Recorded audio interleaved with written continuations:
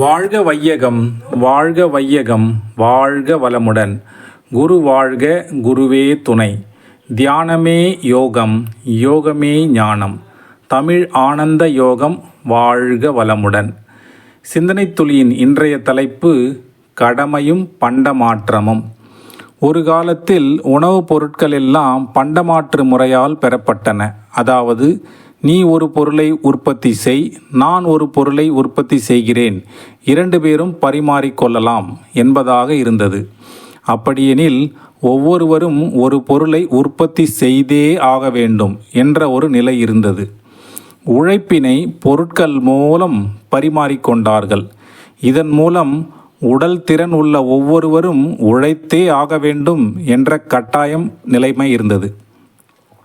பிற்காலத்தில் பரிமாறிக்கொள்வதற்காக ஒரு பொதுவான அடையாள சின்னமாக இந்த பணம் உருவாக்கப்பட்டது.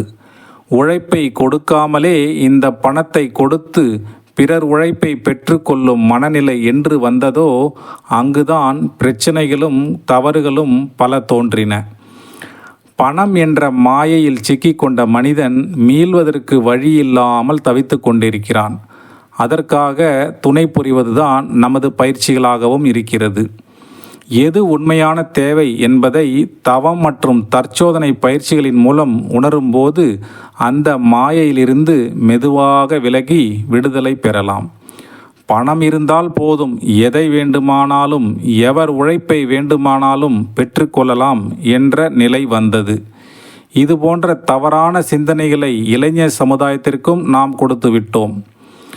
பணம் கொடுத்து பிறர் உழைப்பை பெற்று இருந்தாலும் நமது உடல் உழைப்பை இந்த சமுதாயத்திற்கு எந்த வகையிலாவது கொடுத்தே ஆக வேண்டும் என்பதுதான் உண்மையான அறம் ஆகும். பணம் கொடுத்தால் எல்லாம் கிடைத்து விடுகிறது. என் அப்பா தாத்தா சொத்துக்களின் மூலம் பணம் நிறைய கிடைக்கிறது, பின்னர் நான் ஏன் உழைக்க வேண்டும் என்ற மனோநிலையில்தான் இன்றைய சமுதாய மக்கள் இருக்கிறார்கள். ஒரு தந்தையானவர் பிறருக்கு துன்பத்தை கொடுத்து அதிகம் பொருள் ஈட்டுகிறார். அதனை தன் தேவைக்கு போக மீதமுள்ள செல்வத்தை தான் தன் மகனுக்கு சேர்த்து வைத்து கொடுக்கிறார். தந்தை மற்றும் மூதாதையர்களிடமிருந்து பெற்ற சொத்துக்களை பணமாக மாற்றி சமுதாயத்தின் உழைப்பை தனது தேவைகளுக்காக அனுபவிக்கும் போதும் கர்மவினையாகி விடுகிறது. அதையும் கூட தேவைகளின் அளவில் அனுபவிக்காமல் அதன் வரம்பு மீறி செய்யப்படும் பொழுது அதற்கான கர்ம வினைகள் மேலும் மேலும் கூடிவிடுகிறது. தந்தை தன் சொத்துக்களை கொடுக்காமல் அவர் நடத்தி கொண்டிருக்கும் தொழிலை மகனுக்கு விட்டு சென்று அத்தொழிலை அவர் தொடர்ந்து செய்வார் என்றால் அது பாவங்களாய் மாறாது. அப்படி இல்லாமல் சிலர் தன் தேவைக்கு போக அசையாத சொத்துக்களை நிலபுலன்களாகவும் நகைகளாகவும் கட்டுக்கட்டாக பணமாகவும் என பல வகைகளில் சேர்த்து வைத்திருப்பார்.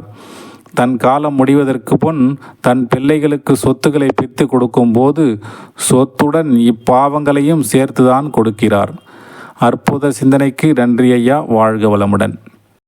வாழ்க வளமுடன். இன்றைய சிந்தனை துளிகள் வாசித்த சசிகுமார் ஐயா அவர்களுக்கு நன்றி. தியானமே யோகம், யோகமே ஞானம். தமிழ் ஆனந்த யோகம். வாழ்க வளமுடன். இன்றைய சிந்தனை கடமையும் பண்டம் மாற்று முறையும். அதாவது, அறநெறி என்பதில் ஒரு 3 அறநெறிகளை மகரிஷி அவர்கள் தெளிவாக கூறுவார்கள். ஒழுக்கம், கடமை, ஈகை என்று 3 அறநெறிகள் சொல்லுவார்கள். இதில் அதாவது இந்த பண்டம் மாற்று முறை என்பது சாதாரண உலகியல் வாழ்க்கை. இது அறநெறி வாழ்க்கை என்பதிலிருந்து சாதாரண மனிதன் வாழ்வதற்குரிய ஒரு வாழ்க்கைக்கான முறைதான் இந்த பண்டம் மாற்று முறை. அந்த பண்டம் மாற்று முறைக்கு உள்ளாக ஒளிந்திருக்கக்கூடியதுதான் இந்த அறம். அதாவது, மனிதன் வாழுகின்றான், வாழும்போது எத்தனையோ செயல்கள் செய்கின்றான். வாழ்வதற்காக அத்தனை செயல்களையும் செய்யும் பொழுது அந்த செயல்களுக்கு உள்ளாக ஒளிந்திருக்கக்கூடிய ஒன்றுதான் அறம். அந்த அறம் என்ற ஒன்றின் அடிப்படையில் தான் இவன் செயல்களை செய்ய வேண்டும் என்பது இயற்கை நீதி. அந்த அறத்துக்கு முரணாக செயல் செய்தால் அது துன்பமாக வரும் என்பதும் இயற்கை நீதி. இப்போ பண்டமாற்று முறை என்பது என்ன? அது இன்று விளக்கப்பட்டு இருக்கிறது. பண்டமாற்று முறை என்றால் ஒரு மனிதன் தனது இயற்கை தேவைகளை, இயற்கை துன்பத்தை போக்கிக் கொள்வதற்காக அந்த பொருளை தேடி ஆக வேண்டியிருக்கிறது. ஒரு காலத்தில் இயற்கை வளத்தை அப்படியே தூய்த்து வாழ்ந்து கொண்டிருந்த ஒரு மனிதன், ஆனால் இப்பொழுது இயற்கை வளத்தை வாழும் வளமாக மாற்றி அனுபவிக்கக்கூடிய ஒரு சமுதாய அமைப்பாக மாறிவிட்டோம். அப்படி என்று சொன்னால் இயற்கை வளத்தை வாழும் வளமாக மாற்றுவதற்கு உழைப்பை கொடுக்க வேண்டும் அல்லவா? உழைப்பை கொடுத்துத்தானே அப்படி மாற்ற வேண்டும். ஒரு விவசாயம் செய்கிறார் என்று சொன்னால் அவரது உழைப்பு, அந்த உழைப்பின் மூலமாக அந்த பொருளை உற்பத்தி செய்கிறார். அந்த பொருள் எப்படி வந்தது? உழைப்பினால் வந்தது, உழைப்பினால் மட்டுமே வந்தது. அப்போ இப்போ அந்த உணவுப் பொருட்கள் நமக்கு தேவைப்படுகிறது. எதுக்கு? பசி என்ற தேவையை போக்கிக் கொள்வதற்கு. சரி, இப்போ அதை நாம் பெற வேண்டும்.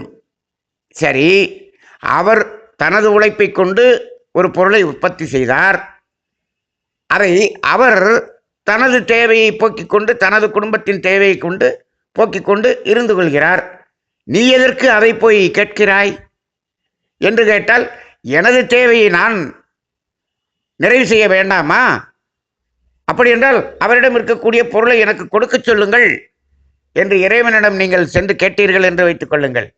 ஆமாம், அவருக்கும் கைகால்கள் எல்லாம் உடலெல்லாம் வேலை செய்யக்கூடிய அடிப்படையில் உடல் அமைப்பை கொடுத்தேன். உனக்கும் அவர்களுக்கும் அந்த அறிவு வேலை செய்யக்கூடிய அளவுக்கு அறிவை கொடுத்தேன். இந்த இரண்டையும் உனக்கும் கொடுத்திருக்கிறேன் என்பது ஞாபகம் இருக்கிறதா? உனக்கும் கைகால்கள் அனைத்தும் வேலை செய்கிறது, அறிவு வேலை செய்கிறது. இந்த இரண்டையும் வைத்துக்கொண்டு இந்த உழைப்பை கொடுத்து நீ என்ன செய்தாய் என்று இறைவன் கேட்டார். நான் ஒன்றும் செய்யவில்லை. அப்புறம் எதற்காக இந்த உடல் திறனும் அறிவின் திறனும் உனக்கு கொடுக்கப்பட்டது என்று இறைவன் கேட்பார்.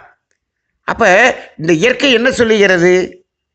உடலின் திறனும் அறிவின் திறனும் யாராருக்கெல்லாம் கொடுக்கப்பட்டு இருக்கிறதோ அது எதற்காக என்று சொன்னால், உழைப்பை கொடுத்து இந்த இயற்கை வளத்தை வாழும் வளமாக மாற்றக்கூடிய செயலை செய்வதற்காகத்தான் கொடுக்கப்பட்டு இருக்கிறது. ஏதாவது ஒரு பணி என்பது செய்ய வேண்டும். அப்படி இல்லை என்று சொன்னால் இந்த உடல் திறன் என்பது உனக்கு தேவையில்லையே, அதை எடுத்து விடலாமே. அறிவின் திறன் தேவையில்லையே, அதை எடுத்து விடலாமே என்று இயற்கை சொல்லுகிறது. அப்ப என்னாச்சு? அப்ப நீ உழைப்பை கொண்டு என்ன செய்தாய்? நான் இந்த பொருளை உற்பத்தி செய்தேன், அவர் அந்த பொருளை உற்பத்தி செய்தார். அப்ப அவர் உற்பத்தி செய்த பொருள் அவர் தேவைக்கு மட்டுமல்ல, சமுதாயத்தின் தேவைக்கும் சேர்த்துத்தான் அவர் உற்பத்தி செய்திருக்கிறார். ஆனால் அவர் உற்பத்தி செய்த பொருள் இவரிடமில்லை, இவர் உற்பத்தி செய்த பொருள் அவரிடமில்லை. அப்ப என்ன ஆகுது? அங்கு இந்த பொருள்களை மாற்றிக்கொண்டார்கள். இதுதான் பண்டமாற்று முறை.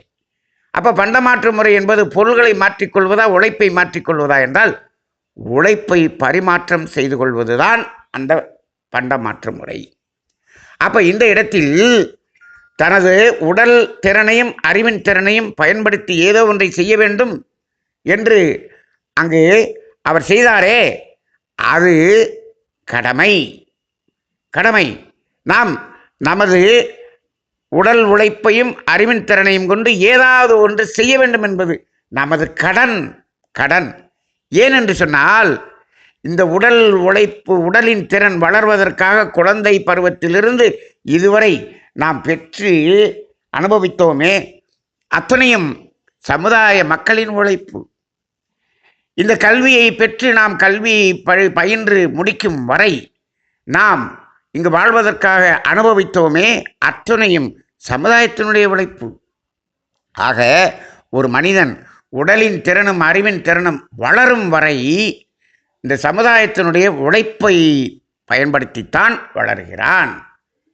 அப்ப அதை திருப்பி செலுத்த வேண்டிய காலகட்டம் அப்பொழுது வந்துவிட்டது. அதுதான் 20 வயதிலிருந்து 60 வயது வரை கடமை என்று வைத்தார்கள். கடமை என்பது என்ன? ஏதாவது ஒரு வகையில் நாம் நமது உழைப்பை கொடுக்க வேண்டும். இதுதான் கடமை.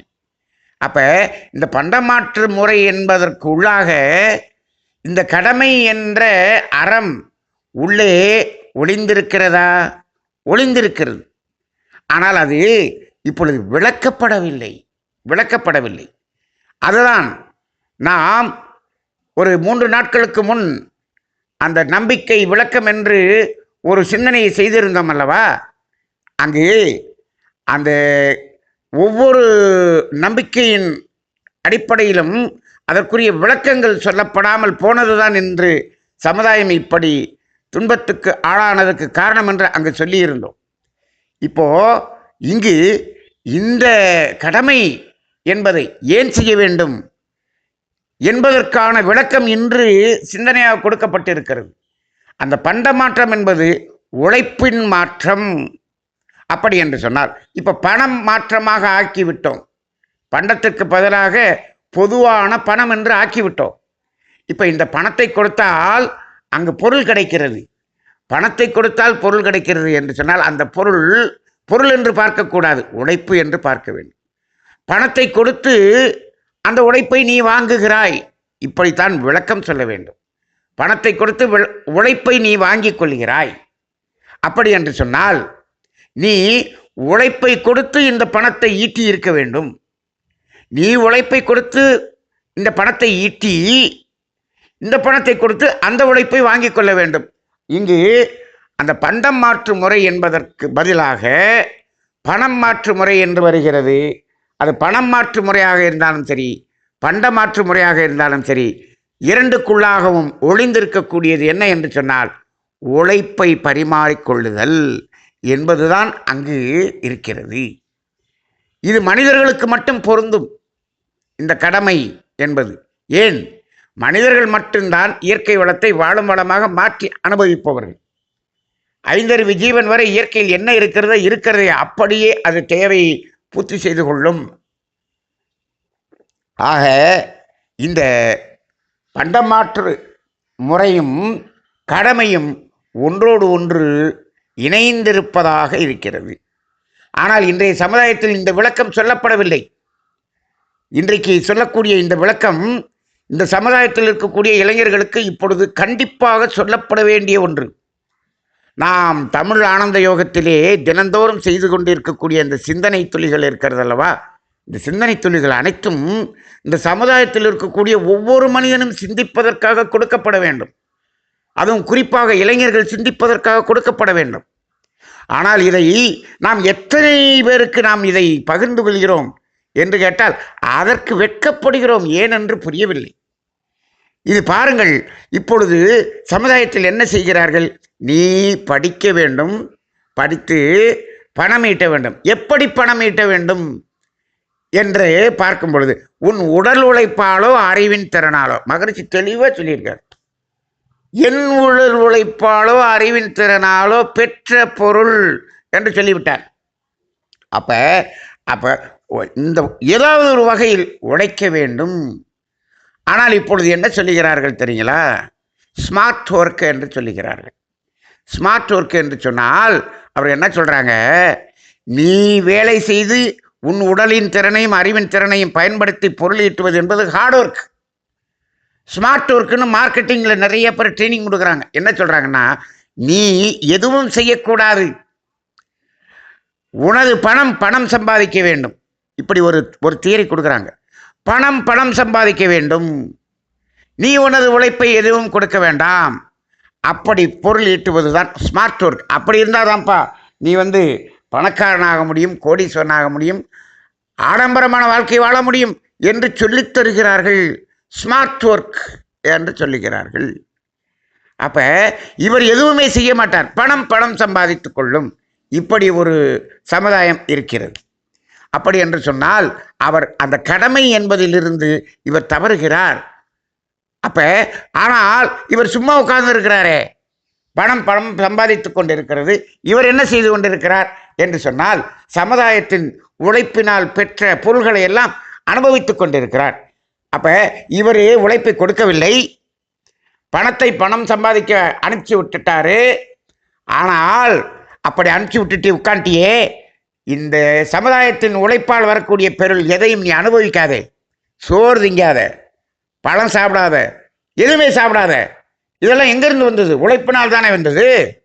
அதை எதுக்கு நீ சாப்பிடுகிறாய் என்று கேட்டால், இந்த பணம் சம்பாதித்து கொடுத்ததே, அந்த பணத்தை கொண்டு நான் இதை வாங்கிக் கொள்கிறேன் என்று சொன்னார். இந்த பணத்தை நீ சம்பாதிக்கவில்லையப்பா, அந்த பணம் தான் அந்த பணத்தை சம்பாதித்தது. இந்த பணத்தை எல்லாம் அந்த பணத்துக்கு கொடு. அந்த பணம் எப்படிங்க சாப்பிடும்? அப்ப மனிதன் எப்படி ஆகிவிட்டான்? குறுக்கு வழியில் இவன் வாழ்க்கையை எப்படி வாழ்வது என்று வாழ்ந்து கொண்டிருக்கிறான். அப்ப என்ன ஆகும்? அத்துணையும் நீ உட்கார்ந்து கொண்டு எந்தெந்த உழைப்பை எல்லாம் நீ அனுபவம் செய்கிறாயோ அத்துணையும் கர்மவினை. ஆனால் நன்றாக பாருங்கள், இப்படி உட்கார்ந்துட்டு சாப்பிட்றவர் தான் விதவிதமாக சாப்பிடுகிறார், அதிகமாக அனுபவிக்கிறார். இது ஒரு புறம். இன்னொரு புறம் என்ன? தாத்தா பாட்டி அப்படியே சொத்து சேர்த்து வச்சுட்டாங்க, அதிலிருந்து பணம் வந்து கொண்டே இருக்கிறது. இவ்வளவு பணம் வரும்போது இதை கொண்டு நான் உழைப்பை வாங்கிக் கொள்கிறேன். அப்ப நீ உனது உழைப்பை கொடுக்கவே இல்லை, ஆனால் பிறருடைய உழைப்பை அனுபவித்துக் கொண்டிருப்பேன். எதை வைத்துக்கொண்டு? பரம்பரை சொத்தை வைத்துக்கொண்டு. அப்போ உனது உழைப்பை நீ கொடுக்கவே இல்லையே. இப்போ இந்த பண்டம் மாற்றுன்னு சொன்னமே, உழைப்பின் மாற்று என்று சொன்னமே, நீ எதையும் மாற்றவில்லை. நீ என்ன செய்கிறாய்? பெறுதல் என்பதில் மட்டும் இருக்கிறாய். பெறுதல் என்பதில் மட்டும் இருக்கிறாய். இதைத்தான் நாம் அடிக்கடி சொல்லிக் கொண்டிருக்கிறோம். ஆன்மீகத்தில் பெறுதல் பெறுதல் பெறுதல் என்று சொல்லக்கூடியது கூட, பெறுதல் என்பதற்கு உனது உழைப்பை கொடுத்துவிட்டு நீ ஒன்றை பெற வேண்டும். பிரபஞ்சத்திடம் கேட்டு பிரபஞ்ச ஆற்றலை பயன்படுத்தி நான் இதை பெற்றுக்கொள்கிறேன், இப்படியெல்லாம் பெற்றுக்கொண்டா என்று சொன்னால் மகரிஷி அவர்கள் தெளிவாக சொல்லியிருக்கிறார்கள், அது உனக்கு வந்துவிடும் அப்பா. ஆனால் கூடவே அதனுடைய விளைவும் வரும், அதையும் நீ அனுபவிக்க வேண்டியிருக்கும். அனுபவிப்பதாக இருந்தால் பெற்றுக்கொள் என்று சொல்லிவிட்டார். ஒரே வார்த்தை. இதை பற்றிய கேள்வி 25 வருடங்களுக்கு முன் மகரிஷியிடம் வந்தது. சாமிஜி, இப்படி நாம் அப்படியே இந்த பிரபஞ்ச ஆற்றலிடம் சங்கல்பம் செய்து அதை செய்து செய்து செய்து செய்து இந்த பொருளை பெற்றுக்கொள்ளலாமே, எனர்ஜி மெடிடேஷன் என்று செய்து கொள்ளலாமே என்று கேட்டார் ஒருவர். செய்து கொள்ளுங்கள், அதை பெற்றுக்கொள்ளுங்கள், அதற்குரிய விளைவையும் நீங்களே அனுபவித்துக் கொள்வதாக இருந்தால் நீங்கள் பெற்றுக்கொள்ள என்று சொல்லிவிட்டார். அங்கு என்ன விளக்கம்? நீ ஒன்றை பெற வேண்டும் என்று சொன்னால் நீ ஒரு உழைப்பை கொடுக்க வேண்டும். எது? இந்த மெட்டீரியல் லைஃப்ல. ஆனால் ஞானத்தை பெற வேண்டும் என்று சொன்னால் நீ எதையும் கொடுக்க வேண்டியதில்லை. நீ எதையுமே கொடுக்காமல் பெறக்கூடியது என்று ஒரு லிஸ்ட் இருக்கு. என்ன இருக்கு அப்படின்னா, அமைதி, நிறைவு, ஆனந்தம், ஆரோக்கியம், அன்பு, அமைதி, நிறைவு, மகிழ்ச்சி, இதெல்லாமே இருக்கு. இதுக்கெல்லாம் நீ எதையுமே கொடுக்க வேண்டியதில்லை. சும்மா இருந்தாலே பெற்றுக்கொள்ளலாம். அப்ப சும்மா இருந்து இதை பெற்றுக்கொள்வது அப்படின்னா நீ என்ன பண்ணணும்? இந்த உலகியல் வாழ்க்கையிலிருந்து இந்த பொருள்களை அனுபவிப்பதை நிறுத்திவிட்டு தேவையின் அளவில் மட்டும் நீ அனுபவிக்கக்கூடிய ஒரு நிலைக்கு சென்று விட்டாய் என்று சொன்னால் நீ இதையெல்லாம் எதையும் கொடுக்காமல் இதையெல்லாம் பெற்றுக்கொள்ளலாம். ஆனால் நான் இந்த உலகத்தில் இருக்கக்கூடிய எல்லா பொருள்களையும் அனுபவிப்பேன், ஆனால் நான் எனது உழைப்பை கொடுக்க மாட்டேன் என்று சொன்னால் அங்கு கடமையிலிருந்து தவறுகிறாய். அத்துணையும் கர்மவினை.